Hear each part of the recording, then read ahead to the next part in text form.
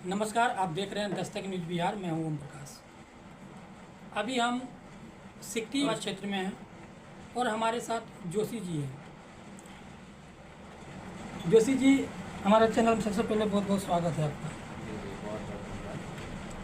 जोशी जी, इस क्षेत्र के बारे में लगातार आप 10 साल सक्रिय रहे हैं। विधानसभा क्षेत्र के युवाओं के बारे में भली भांति बहुत अच्छा से जानते होंगे। इन 10 साल आपका कार्य पूरा लगभग होने वाला है। क्या कुछ यहाँ के लोगों के बारे में, ग्रामीणों के बारे में जो आप जानते हैं और जो कमी रहा है, वह चीज़ को हमारे दर्शक को बताइए। जी देखिए, सबसे पहले तो मैं आपके चैनल के माध्यम से आप तमाम दर्शकों को मैं प्रणाम करता हूं और आपके चैनल को धन्यवाद देता हूं कि आप आए, अपना कीमती समय दिए। और सबसे पहले मैं बात करना चाहूँगा अपने सिकटी विधानसभा के आम लोगों के बारे में। देखिए, सबसे पहले तो जैसा कि मैंने बताया था कि 10 साल जो है, 10 साल हम लोग का बेमिसाल हुआ। 10 साल इसीलिए बेमिसाल हुआ क्योंकि 10 साल जो पहले किसका सिकटी विधानसभा था वो कहीं ना कहीं आज नहीं है। इसीलिए नहीं है क्योंकि 10 साल पहले जहां हम लोग जा नहीं पाते थे अपने 4 व्हीलर गाड़ी लेके, वहां आज आसानी से चले जाते हैं। चाहे कितनी भी बारिश हो, कितना भी पानी आ जाए, कोई दिक्कत नहीं है। कहीं भी किसी भी गांव में आप बेहिचक जा सकते हैं। आपको हर जगह कनेक्टिविटी हो गई है, ट्रांसपोर्टेशन अच्छा हो गया है, हर गांव दूसरे गांव से लिंक कर दिया है। तो ये चीज़ सबसे पहला मुद्दा था। किसी भी समाज के डेवलपमेंट में, किसी भी कस्बे, किसी भी डिस्ट्रिक्ट के डेवलपमेंट में उसका सबसे बड़ा जो कार्य होता है वो ट्रांसपोर्टेशन होता है। क्योंकि जब रोड ही नहीं रहेगा तो आप वहाँ विकास कैसे करेंगे। मगर जोशी जी, यहाँ पे एक मिनट रोकेंगे आपको हम। फॉर्मेशन से जो रोड आती है आपका विधानसभा क्षेत्र में, पगडेरा चौक से निकलते तो आज भी रोड का वह जर्जर हाल है कि जो कि आने में काफ़ी कठिनाई होती है। इनमें क्या कुछ कहिएगा इस पर आप? पगडेरा चौक से जो जैसे आप चढ़ते हैं वो सैनिक रोड पे, जो जहाँ पे पता है आपको कि वो सैनिक रोड है, तो वो सैनिक रोड जो है वो पिछले कुछ सालों से जो ठेकेदार था वो ठेकेदार शायद भाग गया था। उनको घाटा लग रहा था तो वो भाग गया था। तो इस वजह से ये रोड अभी तक बंद था। मतलब उन पर कोई भी तरह का कंस्ट्रक्शन वर्क नहीं चल रहा था। लेकिन जैसे ही 2020 में इस रोड का मतलब सब कुछ वहाँ पे सबमिट किया गया तो फिर पुनः इसका रीटेंडर हुआ। अब देख रहे हैं आप, यहाँ से जो सामने से रोड जा रही है जी, वो कंप्लीट हो रहा है। अभी यहीं पे प्लांट है, बगल में ही मेरे प्लांट है। तो उन लोगों को अवधि मिली है 1 महीने के अंदर उन लोगों को कंप्लीट करना है। तो अभी आपको ये रोड जो मनी ढाला से चल रही है तो वहाँ से लेके आपको यहाँ तक कंप्लीट हो चुका है।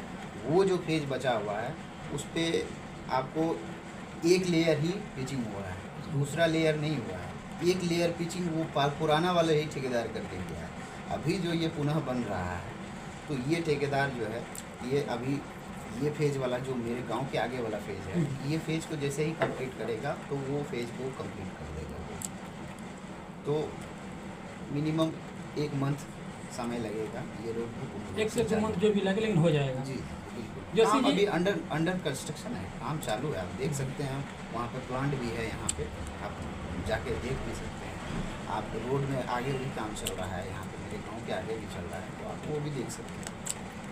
अच्छा, सिकटी विधानसभा क्षेत्र के अगर लोग दोबारा फिर से आपको, आपका पिताजी को मतलब चुनते हैं, चुन के गद्दी पे बैठाते हैं, तो ऐसा कार्य है जो कि आपका अधूरा रह गया है, जो कि करने के लिए नहीं कर पाए समय के अनुसार से, या जो भी हो, तो फिर उसको आप कौन सा ऐसा वर्क जो देखें जो आपका अधूरा पड़ गया, जिसे पहले करना चाहिए?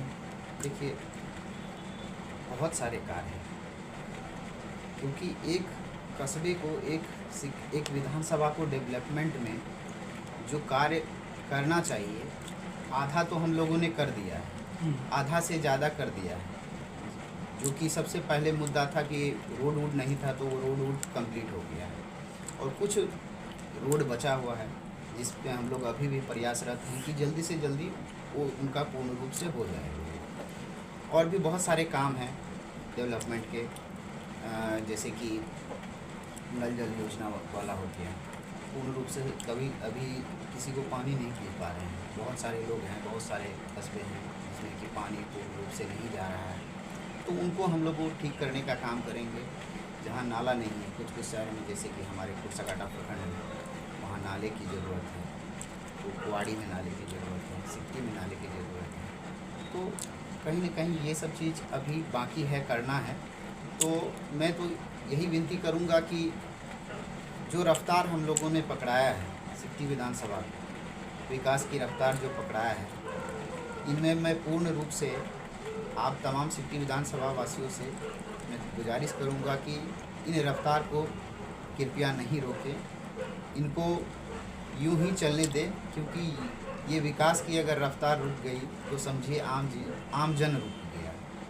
तो आपने 10 साल विश्वास किया है, 10 साल में कार्य आपके समक्ष है, और आगे 5 साल का कार्य वो भी हम लोग आप लोग के समक्ष होगा। और यकीनन मुझे पूर्ण रूप से यकीन है कि सिक्टी विधानसभा की जनता इस बार पूर्ण रूप से, पूर्ण बहुमत से भारतीय जनता पार्टी को पूर्ण बहुमत से। नशा का सेवन जो है आज काफ़ी ज़्यादा करने लगा है, इस पे क्या कुछ कहना चाहेंगे आप? देखिए, यकीनन ये सही बात है कि आज हमारे समाज के युवा नशे में कुछ ज़्यादा ही लीन होने लगे हैं। उनको बहुत तरह का आजकल हमारे समाज में नशा चल गया है, क्या कहते हैं उसको, सनफिक्स वगैरह से, वही सब बहुत तरह का नशा चल गया है। तो कहीं ना कहीं ये चीज़ का दोष मैं कहना चाहूँगा, ये चीज़ का दोष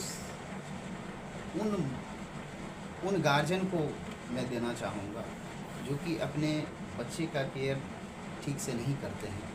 आपके बच्चे कहाँ जा रहे हैं, किसके साथ उनके बैठ रहे हैं, ये चीज़ का जिम्मेवारी हमारा है, किसी और का नहीं है। पुलिस अपना काम तो कर ही रही है, पुलिस तो मान के चलिए जो नशीला पदार्थ बेचता है उसको धर रही है, उसको जेल भेज रही है। शराबबंदी पे क्या कुछ कहेंगे? नहीं, शराबबंदी ये सरकार का चीज़ है, इस पर मैं ज़्यादा टिप्पणी नहीं करूँगा, ठीक है। ये सरकार जो तय की है उनके साथ हम खड़े हैं, सरकार के साथ खड़े हैं। अच्छा जोशी जी, आप युवा हैं और आपके जो है सिक्टी विधानसभा क्षेत्र में जो है कुछ लोगों और युवा का भी कहना है कि युवा आवे, और जहाँ तक आपका नाम सुनने में आया यहाँ, इसमें कितना सच्चाई है, इसको बताइएगा। मैं आपके चैनल के माध्यम से तमाम युवा साथियों को धन्यवाद देना चाहता हूँ, क्योंकि अभी ये विकास की जो रफ्तार चल रही है हमारे सिक्टी विधानसभा में, हमारे पूरे अररिया ज़िला में जो अव्वल नंबर पर विकास में आता है गिनती सिक्टी विधानसभा, तो कहीं ना कहीं श्रेय हमारे पिताजी को जाता है। और वो जब तक खड़े हैं तो हम उनके पीछे खड़े रहेंगे। वो जिस दिन आदेश कर दिए कि नहीं अब तुम बढ़ो, तो उस दिन से मैं पुनः बढ़ जाऊँगा। उनके आदेश पे डिपेंड करता है। और मुझे लगता है कि ये चुनाव जो 2025 का चुनाव है उसमें पुनः सिक्टी विधानसभा में आदरणीय पापा विजय कुमार मंडल जी मेरे पुनः पूर्ण रूप से बहुमत में आएंगे और सरकार एनडीए की ही बनेगी। क्योंकि इसके बारे में मैं यही कहना चाहूँगा कि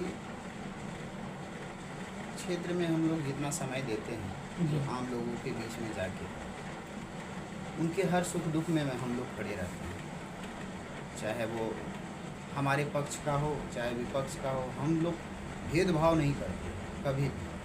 हमारे यहाँ बगल में बंगाली मुस्लिम सब है, ये लोग पूर्ण रूप से हमें वोट देते हैं जी, और खुशी खुशी देते हैं। ये आज से नहीं, ये हम लोग को शुरू से ही वोट देते आए हैं।